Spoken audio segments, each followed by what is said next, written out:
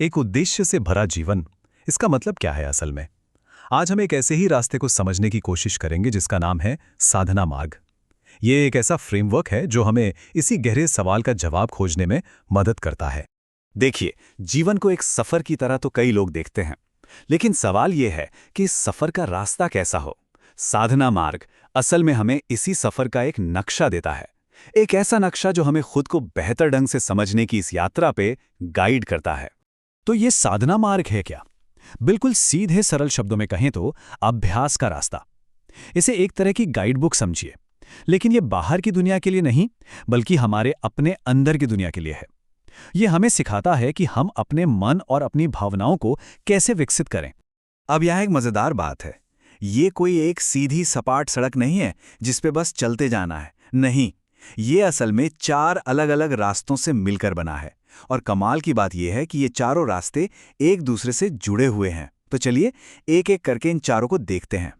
तो सबसे पहला रास्ता, इसकी शुरुआत कहीं बाहर से नहीं होती, बल्कि हमारे अपने मन के अंदर से होती है। इसे कहते हैं विशुद्धि का मार्ग, यानी मन को साफ करने का, उसे शुद्ध करने का रास्ता। इसको ऐसे समझिए, मान लीजिए कि हमारा मन एक शीशे की तरह है। अब होता क्या है कि वक्त के साथ इस पर चिंता, गुस्से, उलझन की धूल जम जाती है। तो विशुद्धि का मार्ग और कुछ नहीं, बस इसी धूल को साफ करने का तरीका है, ताकि हम दुनिया को और हाँ, खुद को भी एकदम साफ साफ देख सकें। और ये सफाई होती है 3 स्टेप्स में। पहला है जागरूकता, यानी बस अपने विचारों, अपने भावनाओं को देखना, बिना ये सोचे कि ये सही है या गलत। फिर आता है विवेक, ये समझना कि कौन सी सोच हमें शांति देती है और कौन सी बेचैनी। और आखिर में आता है विकास, जहां हम जानबूझकर अच्छी सोच को बढ़ावा देते हैं और नेगेटिविटी को धीरे धीरे जाने देते हैं।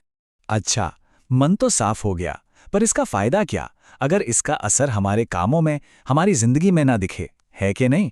और बस यहीं से शुरू होता है हमारा दूसरा रास्ता, सदाचार का मार्ग। सदाचार का मार्ग असल में इस बात पे जोर देता है कि जो शांति और क्लैरिटी हमने अपने अंदर पाई है, उसे अपने रोज के कामों में कैसे उतारें। मतलब ये हमारे एक्शन को हमारे आदर्शों से जोड़ने का एक जरिया है। और ये सिर्फ बड़ी बड़ी बातें नहीं हैं, इसके बहुत ही प्रैक्टिकल सिद्धांत हैं। जैसे सही बोलना, यानी झूठ और कड़वी बातों से बचना।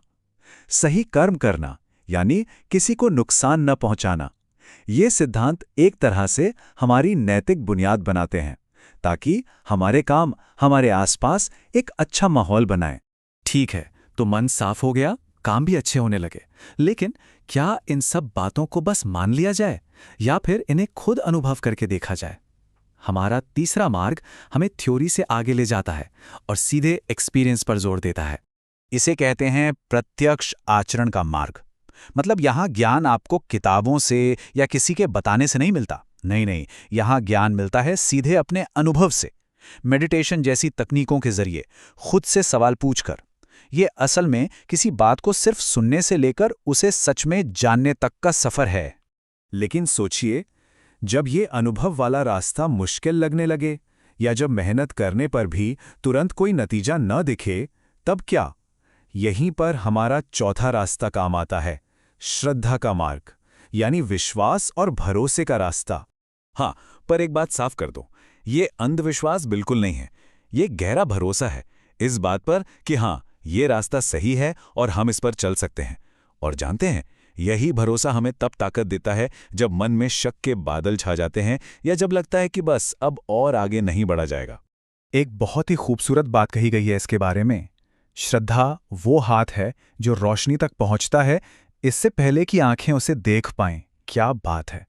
मतलब श्रद्धा ही हमें सफर शुरू करने का हौसला देती है, भले ही मंजिल अभी धुंधली क्यों ना हो।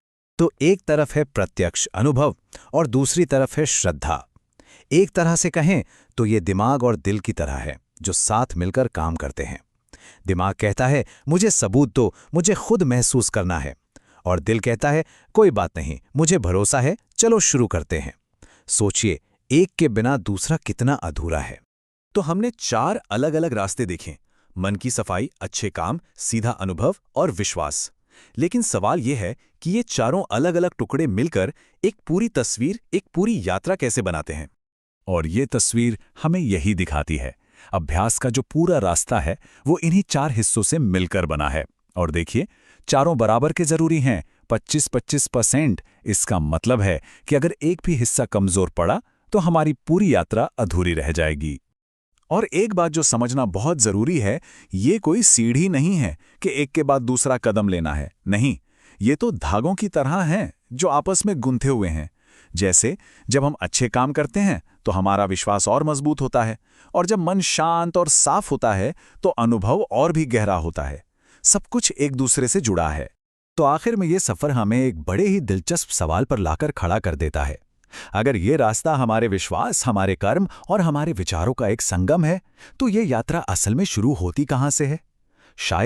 शायद ये सफर पहला कदम उठाने से भी पहले शुरू हो जाता है।